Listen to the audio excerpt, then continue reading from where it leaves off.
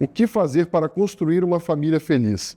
Esse é o tema do Comunhão Entrevista de hoje e que conta com a participação de Rafael Neri, que é pastor e especialista em aconselhamento familiar e autor do livro Famílias Indestrutíveis. Muito obrigado, Rafael, pela sua participação. E hoje nós vamos falar do lançamento de Famílias Indestrutíveis, o livro do Rafael Neri. E, Rafael, por que surgiu a necessidade de falar e escrever sobre famílias indestrutíveis? Vitor, obrigado pelo convite, um abraço a todos aí da comunhão. Bom, eu senti uma necessidade muito grande de escrever o livro Famílias Indestrutíveis por perceber o atual cenário relacionado às famílias, não só no Brasil, mas em todo o mundo. Por exemplo, no Brasil você tem alguns dados interessantes, né? Os casamentos estão durando cada vez menos. Em 2010, um casamento brasileiro durava cerca de 16 anos. Em 2020, esse número já caiu para 13. E isso tem caído vertiginosamente. O número de divórcios aumentando de uma forma exponencial. A quantidade de famílias em crise, adultério, divórcio, vício em pornografia. Todo esse caos me levou a escrever um livro ensinando do zero como uma pessoa pode construir uma família forte à luz da palavra de Deus. Eu acho que esse objetivo foi cumprido no livro Famílias Indestrutíveis. Na sua opinião, o que se deve ao alto índice de divórcios na atualidade? Existe uma série de fatores, né? Existem muitas variáveis aí. Você tem um aumento exponencial da influência das ideologias revolucionárias, o abortismo, o divorcismo, todas aquelas consequências da revolução sexual da década de 60. Você tem uma superficialidade das relações, né? As pessoas estão se relacionando com uma mentalidade cada vez mais fútil, cada vez mais relativa. As pessoas não valorizam uma aliança, um voto, uma palavra empenhada. E essa banalização das relações humanas interfere, sem dúvida, na quantidade de divórcios. Hoje as pessoas são capazes, por exemplo, de trocar um relacionamento humano por dinheiro. Você não viu isso na maioria das civilizações na história humana. Eu acho que esses são os fatores principais. E o que é preciso fazer para ter um relacionamento saudável? Eu acredito que a família e o casamento não são uma criação humana, não são fruto da criatividade de seres humanos. Eles não são uma consequência antropológica das sociedades dos seres humanos. O casamento e a família são criações divinas. Foi o próprio Deus quem criou essas duas coisas. Então, o grande problema é quando as pessoas tentam fazer família ou construir um casamento do seu próprio jeito. Vai dar errado. Nós precisamos do jeito de Deus. Deus criou o casamento, Deus planejou a família. Então, a única forma de você fazer isso da forma correta é se você se sujeitar ao que está escrito na palavra de Deus. A palavra é o nosso manual, se nós quisermos construir famílias fortes. A palavra diz no Salmo 127 que se o Senhor não edificar a casa, em vão trabalham aqueles que a edificam. Então, quando você não conta com o Senhor como principal construtor de uma família, a tendência é que você chegue ao divórcio. A única forma de construir uma família forte é a forma bíblica, é a forma que a tradição cristã utiliza há mais de 2 milênios. Diante de tanto desgaste no casamento, o que fazer para restaurá-lo? A restauração conjugal é uma ênfase do meu trabalho.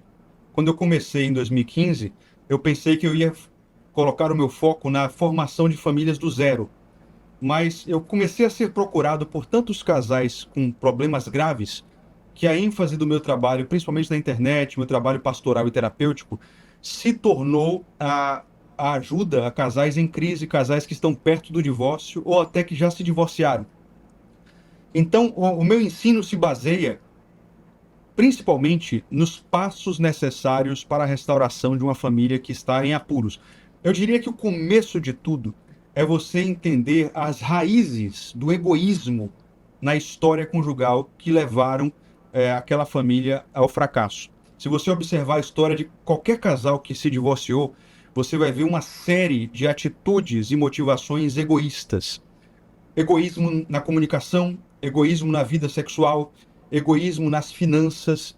sempre o egoísmo é uma força oposta ao amor e é a raiz de todos os divórcios e problemas conjugais. Quando você entende o seu próprio egoísmo e você consegue mudar a sua parte, você quebra o ciclo vicioso do egoísmo que leva os casais ao divórcio. Esse é o começo de uma restauração conjugal.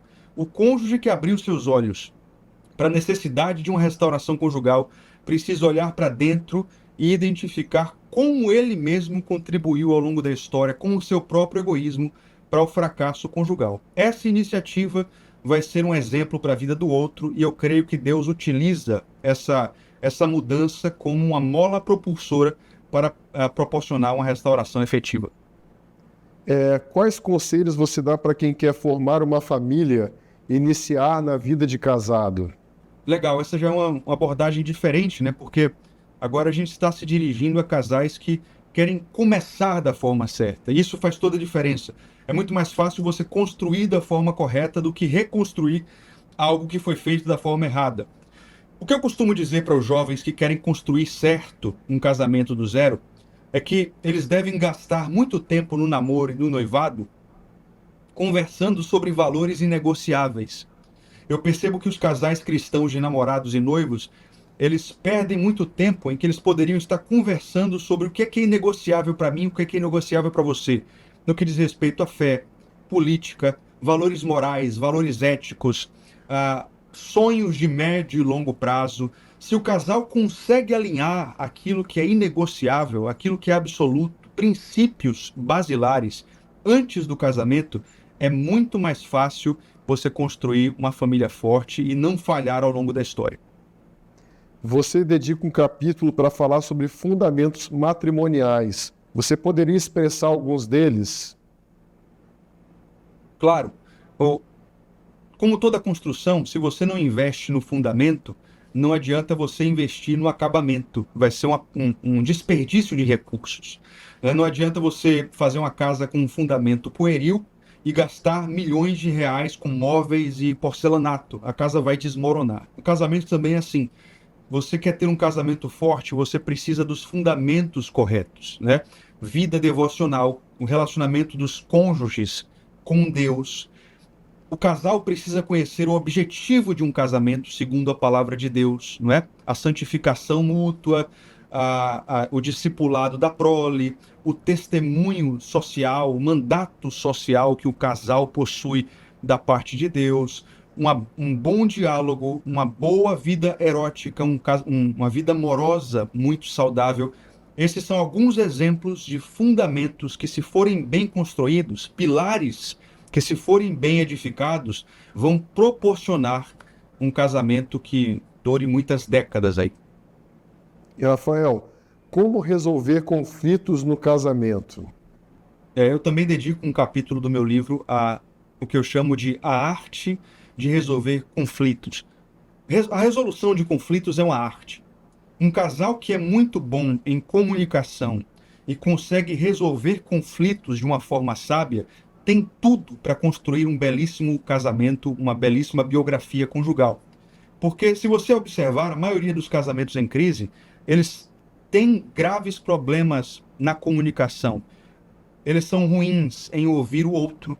Eles têm o costume de desrespeitar o outro, levantar o tom de voz, uma baixa inteligência com relação à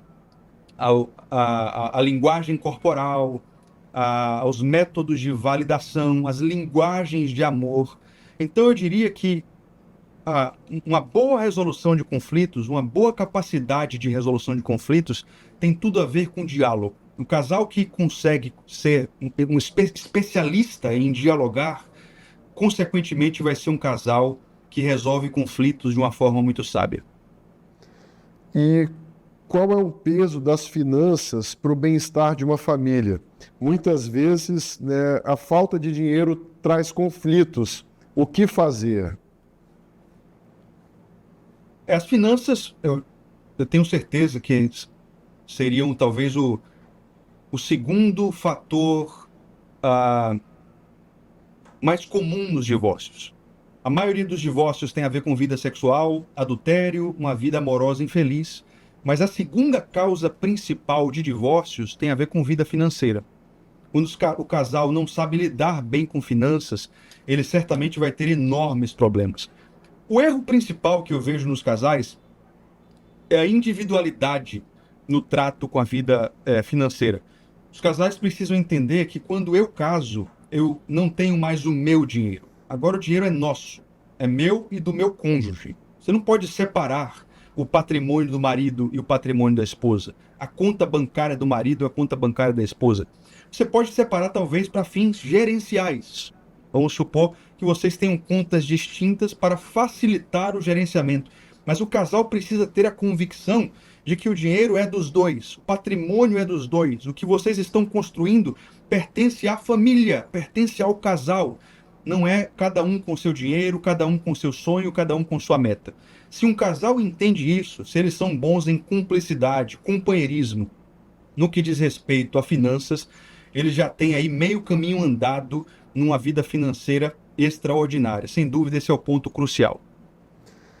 A Bíblia diz que o homem deve ser o provedor da família, né? O que você pode e pensa sobre isso e qual o papel de cada um?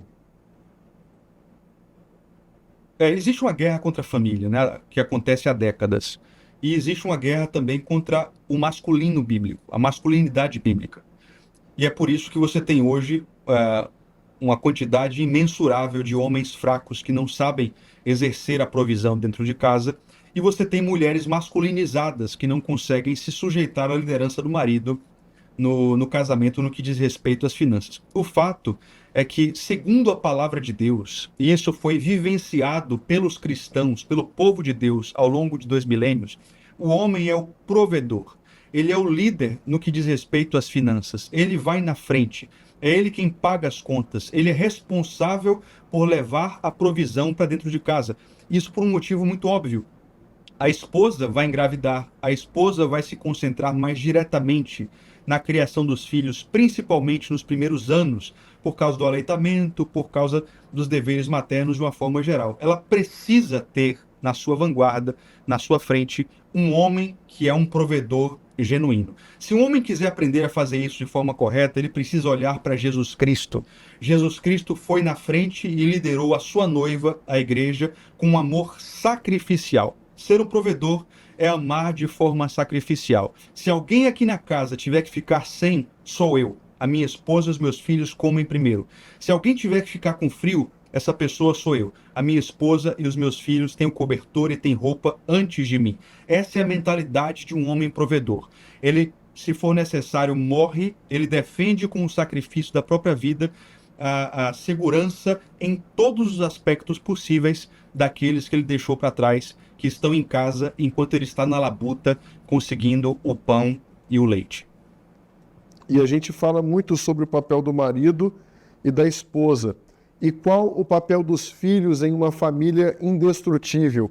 E como criá-los, né, pensando nesse futuro, né, bem-sucedido enquanto filhos, né? Rapaz, o papel da prole é essencial numa família forte, né? E é impressionante como Satanás trabalhou ao longo dos últimos anos para que as pessoas hoje em dia desvalorizassem a prole. Muitos casais hoje em dia casam e não querem ter filhos. A gente quer viajar, a gente quer curtir. Esse negócio de filho não é pra gente. Isso, à luz da palavra de Deus, é uma tolice sem tamanho. A palavra de Deus diz que os filhos são um presente do Senhor. A bênção de Deus é geracional, né? O próprio Deus disse que a sua bênção chega até a 1000ª geração. O salmista diz que bem-aventurado o homem que enche a sua aljava de flechas, que são os filhos simbolicamente. Então, uma família forte é uma família que, sem dúvida alguma, entende o valor de uma prole numerosa. Os filhos têm um caráter messiânico na família. Eles nos livram do nosso egoísmo e nos ensinam a generosidade genuína. É muito complexo criar filhos hoje em dia. Nós precisamos da palavra de Deus, que é lâmpada para os nossos pés.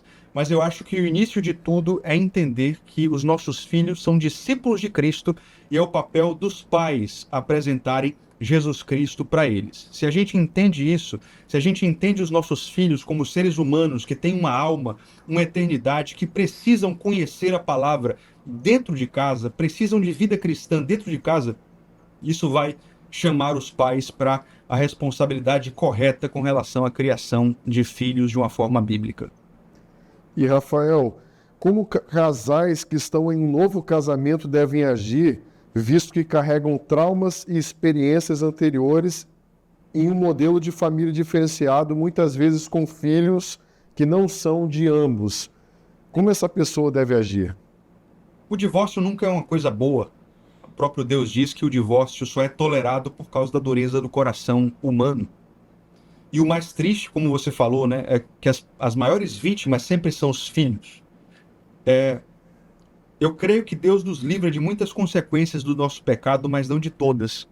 E os casais que já viveram um fracasso no casamento enfrentam certas complexidades que são fruto dos seus próprios erros do passado. Agora, você não vai se vitimizar e entregar os pontos. Você vai ter que aprender a conviver com isso e ajustar as coisas aos poucos.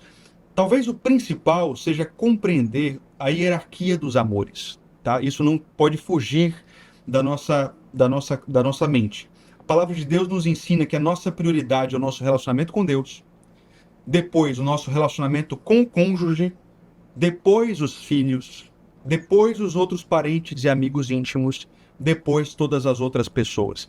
Se essa ordem é respeitada, se nós nos sujeitamos a essa hierarquia dos amores, a tendência é que as coisas fluam bem, inclusive para esses casais. E, Rafael, nós já estamos chegando ao fim da nossa entrevista e eu queria que você deixasse um recado para quem está nos assistindo aqui. Existe um problema grave em nossa sociedade, um problema de formação. A maioria das pessoas não foi ensinada como se constrói um lar. Eu tenho visto uma multidão de jovens que foram lançados no casamento, maridos que não aprenderam os deveres de um marido, esposas que não aprenderam os deveres de uma esposa. Esses jovens não tiveram raízes, esses jovens muitas vezes vieram de lares disfuncionais e a tendência é que repitam os mesmos erros. É por isso que o meu livro tem como subtítulo O que não lhe ensinaram sobre a construção de um lar. Porque eu tenho certeza que 90% das pessoas que estão vendo essa nossa conversa não receberam uma formação adequada. Eu espero que esse livro ajude-os a encontrar essa formação adequada para que eles sejam capazes de construir um castelo sobre a rocha, que é Cristo Jesus, através da sua palavra. Se a formação é resolvida, você tem fundamento e você tem base, torna-se muito mais simples construir um lar indestrutível. Eu espero que Deus abençoe e ajude todos aqueles que estão sendo alvo dessa nossa entrevista aqui.